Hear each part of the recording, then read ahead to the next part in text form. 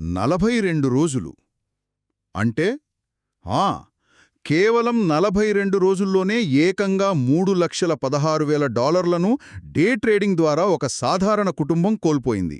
హ్మ్. అవును. నిజంగా ఇది మైండ్ బ్లాక్ అయ్యే విషయం. ఆ కుటుంబం వార్షిక ఆదాయం చూస్తే కేవలం $38,000 మాత్రమే. కరెక్ట్. అంటే వాళ్ళ ఆదాయం కన్నా ఎన్నో రెట్లు ఎక్కువ కోల్పోయారు.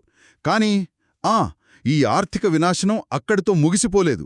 అది దాదాపు 115 సంవత్సరాల పాటు వాళ్ల వెంటపడే ఒక భయంకరమైన ట్యాక్స్ పీడలకులకు నాంది మాత్రమే. ఖచ్చితంగా.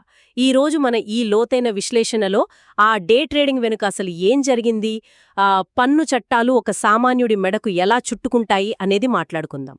అవును.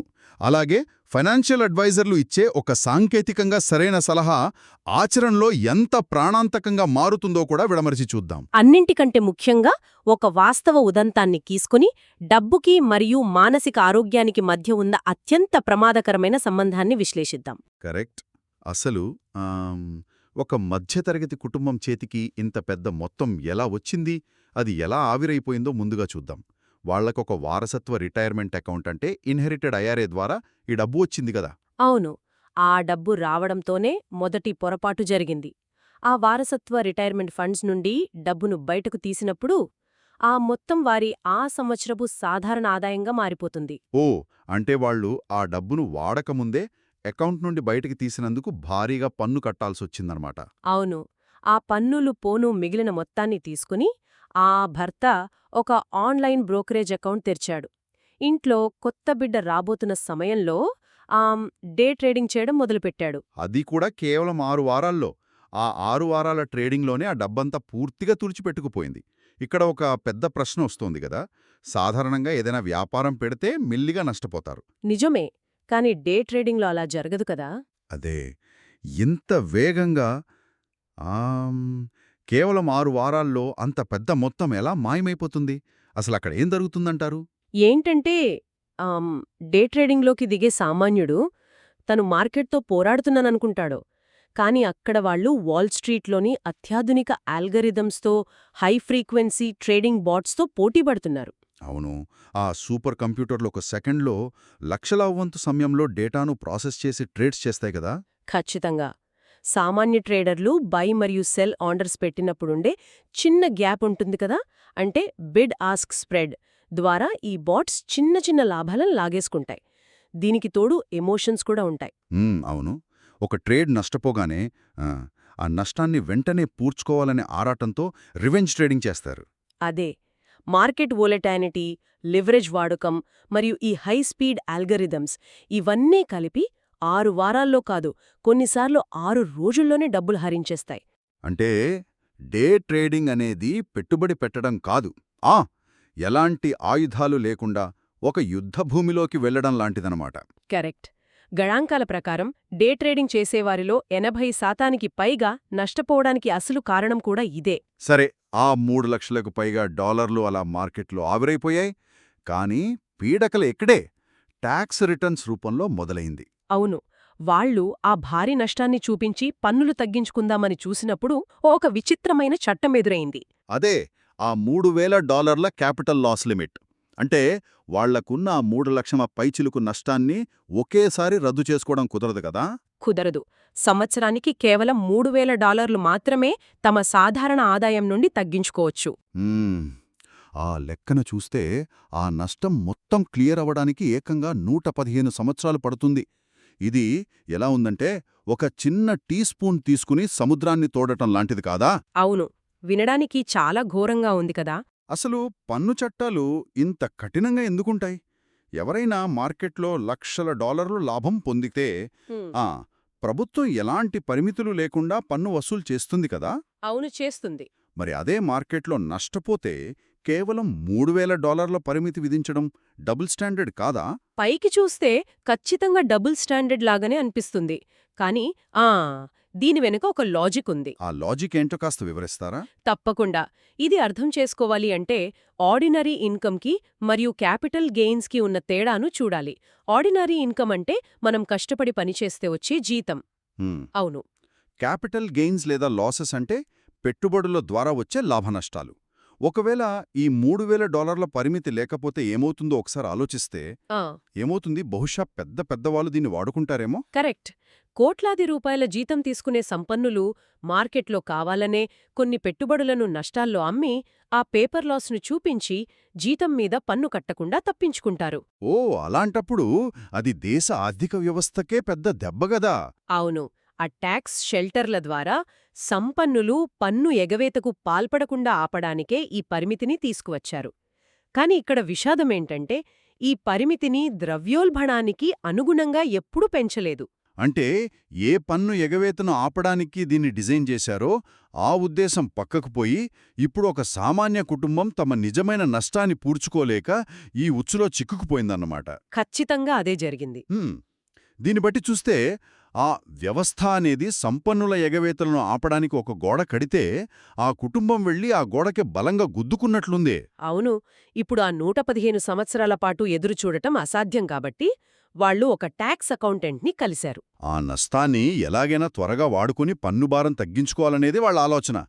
కానీ ఆ అకౌంటెంట్ ఇచ్చిన సలహా వింటే మైండ్ బ్లాక్ అవ్వాల్సిందే గదా. అవును. ఆయనేమన్నాడంటే మీరు సురక్షితమైన పెట్టుబడుల వైపు వెళ్ళకండి, కొత్తగా బ్రోకరేజ్ అకౌంట్ తెరిచి మళ్ళీ డే ట్రేడింగ్ చెయ్యండి అన్నాడు. మళ్ళీ డే ట్రేడింగా? ఏంటి? అలా చేస్తే వచ్చే షార్ట్ టర్మ్ లాభాలకు ఈ పాత షార్ట్ టర్మ్ నష్టాన్ని జమచేసి పన్ను లేకుండా చూసుకోవచ్చు అనే గదా సలహా? అవును, సరిగ్గా అదే ఆయన ఇచ్చిన సలహా. ఇది వినడానికి ఎలా ఉందంటే, ఎవరైనా ఒక వ్యక్తి రేస్ కారు నడుపుతూ ఘోర ప్రమాదానికి గురై ఆస్పత్రి పాలైతే ఆ కారు రిపేర్ ఖర్చుల కోసం మళ్ళీ అదే రేస్ కారును ఇంకా వేగంగా నడపమని చెప్పడం లాంటిది కాదా ఇది? నిజమే. ఆ సలహా అలాగే ఉంది. అసలు గణాంకాల పరంగా ఇదెంత అర్ధరహితం. ఒక నిపుణుడు ఇలాంటి సలహా ఎలా ఇస్తాడు? ఎందుకంటే ఆ అకౌంటెంట్ ఆ కుటుంబాన్ని మనుషులుగా చూడలేదు, కేవలం ఒక మ్యాథమెటికల్ పజిల్ లాగా చూశాడు. ట్యాక్స్ చట్టాల ప్రకారం చూస్తే ఆయన చెప్పింది 100% కరెక్ట్. అంటే చట్టపరంగా ఆ సలహాలో తప్పులేదంటారా? అవును. చట్టమేం చెబుతుందంటే షార్ట్ టర్మ్ క్యాపిటల్ లాస్ ఉంటే దాన్ని షార్ట్ టర్మ్ క్యాపిటల్ గెయిన్స్తో అన్లిమిటెడ్గా ఆఫ్సెట్ చేసుకోవచ్చు. అంటే మళ్లీ 3 లక్షల లాభాన్ని తీసుకురావాలి. అప్పుడు లాభం నష్టం సరిపోయి పన్ను పడదు. పేపర్ మీద చూస్తే అద్భుతంగానే ఉంది, కానీ వాస్తవానికి ఒక సామాన్యుడు అలా నిలకడగా లాభాలు తీసుకురావడం అసాధ్యం కదా. అదే కదా ఇందాక మనం మాట్లాడుకున్న అల్గోరిథమ్స్, బాట్స్ మళ్ళీ ఎదురవుతాయి. పన్నులు ఆదా అవుతాయి కదా అని మళ్ళీ దిగితే ఉన్న కొద్దిపాటి మూలధనం కూడా హరించుకుపోతుంది. అవును, గుంతలో ఉన్నవారు దాన్ని మరింత లోతుగా తవ్వుకున్నట్లవుతుంది. కరెక్ట్. నిపుణుల సలహాలు వాస్తవ ప్రపంచంలోని రిస్క్ ఫ్యాక్టర్స్ని చూడకపోతే ఎంత వినాశనకరంగా మారతాయో చెప్పడానికి ఇదొక మంచి ఉదాహరణ. ఫినాన్షియల్ అడ్వైజర్ సలహా కేవలం లెక్కలకే పరిమితమైతే చాలా ప్రమాదం. అయితే ఈ కథలో అత్యంత దిగ్భ్రాంతికరమైన వాస్తవం మరొకటుంది. అదేంటంటే ఆ భర్తకు బైపోలార్ డిజార్డర్ ఉందనే విషయం బయటపడటం. అవును, అసలు 6 వారాల్లో అంత భారీ నష్టాలు వస్తున్నా ఎందుకు ఆపలేకపోయాడు అనుకుంటే ఆ ట్రేడింగ్ జరిగిన సమయమంతా అతనొక మ్యానిక్ ఎపిసోడ్లో ఉన్నాడు. ఆ పరిస్థితిలో నిర్ణయాలు తీసుకునే భాగం, రిస్క్ను అంచనా వేసే మెదడు భాగం పూర్తిగా విఫలమవుతాయి. వాళ్లకు పర్యవసానాలు ఏమ్మాత్రం పట్టవు. ఇది తెలుసుకున్నాక ఆ అకౌంటెంట్ సలహా గురించి ఆలోచిస్తే నిజంగా భయం వేస్తుంది. ఇది ఇంతకుముందు కాటేసిన అదే పాములకు మళ్లీ ఆడుపోవడం లాంటిది కదా. ఖచ్చితంగా. ఒక మ్యానిక్ దశలో ఉన్న వ్యక్తి చేతికి ట్రేడింగ్ యాప్ ఇవ్వడమంటే నేడుగా వాళ్ల చేతికి పేలుడు పదార్థాలు ఇవ్వడం లాంటిదే. ఇక్కడే మనం ఫైనాన్స్లోని సంక్ కాస్ట్ ఫాలసీ గురించి మాట్లాడుకోవాలి. సంక్ కాస్ట్ అంటే ఇప్పటికి జరిగిపోయినా తిరిగి వెనక్కిరాని నష్టం కదా. అవును. ఏదైనా భారీగా కోల్పోయినప్పుడు దాన్ని ఎలాగైనా రికవర్ చేయాలని ప్రయత్నిస్తారు. ఆ అకౌంటెంట్ సలహా కూడా సరిగ్గా ఇదే మానసిక దౌర్బల్యాన్ని టార్గెట్ చేసింది. అంటే ఆ 3 లక్షల టాక్స్ బెనిఫిట్ వదులుకున్నా పర్వాలేదు, కానీ ఆ పాములకు దూరంగా ఉండాలి కదా. కరెక్ట్. ఆ డబ్బు పోయిందని అంగీకరించడం కష్టమే కాని ఆ నష్టాన్ని పూడ్చడానికి మళ్లీ ఒక మానసిక రోగిని అదే యుద్ధంలోకి పంపకూడదు. పంపితే ఈసారి కోల్పోయేది కేవలం డబ్బు మాత్రమే కాదు, వాళ్ల కుటుంబం, ప్రాణాలు అన్నీ బలైపోతాయి. అవును. కొన్నిసార్లు ఒక పెద్ద మొత్తాన్ని శాశ్వతంగా వదులుకోవడమనేది కుటుంబ భద్రతకు తీసుకునే అత్యుత్తమ ఆర్థిక నిర్ణయం అవుతుంది. అవును. వాళ్లు పన్ను నిపుణుణ్ణి మార్చి సురక్షితమైన పెట్టుబడుల వైపు వెళ్లాలి, కాని మళ్లీ ఆ బ్రోకరేజ్ అకౌంట్ దరిదాపులోకి వెళ్లకూడదు. కరెక్ట్. ఈ లోతైన విశ్లేషణ ద్వారా మనకొకటి అర్థమవుతోంది. మనం ఫైనాన్స్ అనగానే కేవలం చార్టులు, ట్యాక్స్ బ్రాకెట్స్ అని అనుకుంటాం. కాని ఆ సంఖ్యల వెనుక అత్యంత సంక్లిష్టమైన మానవ ప్రవర్తన, ప్రభుత్వ విధానాలలోని లొసుగులు దాగి ఉన్నాయని ఈరోజు తెలుసుకున్నాం. అవును, ఆ కుటుంబం ఒక పన్ను మినహాయింపు కోసం తమ మానసిక శాంతిని బలిపెట్టకూడదని నిర్ణయించుకోవడం నిజంగా ఒక కనువిప్పు. ట్యాక్స్ కోడ్లోని ఆ నియమం ఎంత అన్యాయంగా అనిపించినా వాడే షార్ట్కట్స్ మనిషి ప్రాణాలకే ముప్పు తెస్తాయి. ఇంకొక ముఖ్యమైన విషయమేంటంటే ఫైనాన్షియల్ ప్రొఫెషనల్స్ ఇచ్చే సలహాలను ఎప్పుడూ గుడ్డిగా పాటించకూడదు. నిజమే. వారి నైపుణ్యం చట్టాలను అర్థం చేసుకోవడంలో ఉండొచ్చు, కానీ మీ జీవితంలోని రిస్క్, మీ కుటుంబ పరిస్థితి వారికి తెలియవు. ఒక సలహా ఆర్థికంగా కరెక్టే అయినా అది జీవితానికి ఎంతవరకు సురక్షితమనేది ఎవరికి వారు చూసుకోవాలి. ఖచ్చితంగా. ట్యాక్స్ కట్టడం నష్టమే కావచ్చు, కానీ ట్యాక్స్ ఆదా చేయడం కోసం ఉన్నదంతా పోగొట్టుకోవడం పూర్తి వినాశనం. ఈరోజు ఈ విశ్లేషణ ముగించే ముందు ఒక బలమైన ఆలోచనను పంచుకుందాం. చెప్పండి. మనుషులు పోగొట్టుకున్న డబ్బును వెనక్కి తేవాలనే ఆరాటంలో అసలు ఎందుకు ఆ డబ్బు పోయిందో ఆ మూల కారణాన్ని మర్చిపోతారు. అవును, అది చాలా సహజం. అందుకే త్వరగా ధనవంతులు కావాలని ఆరాటపడేవారు ఖచ్చితంగా దానికి తగిన శిక్షను అనుభవిస్తారు. సంపద సృష్టించడమనేది షార్ట్కట్స్ ద్వారా ఎప్పటికీ సాధ్యం కాదు. కరెక్ట్. ఏ ట్యాక్స్ డిడక్షన్ కూడా ఒక కుటుంబ సంతోషానికి, రాత్రిపూట వచ్చే ప్రశాంతమైన నిద్రకు ప్రత్యామ్నాయం కాలేదు. అదే, ఒకవేళ ఆ డబ్బు పోయింది అని వదిలేయడం ద్వారా మానసిక శాంతి మిగులుతుందంటే ఆ వదిలేసిన డబ్బే అత్యుత్తమ పెట్టుబడి అని గ్రహించాలి. సరే, మరో ఆసక్తికరమైన అంశంతో తదుపరి లోతైన విశ్లేషణలో కలుద్దాం.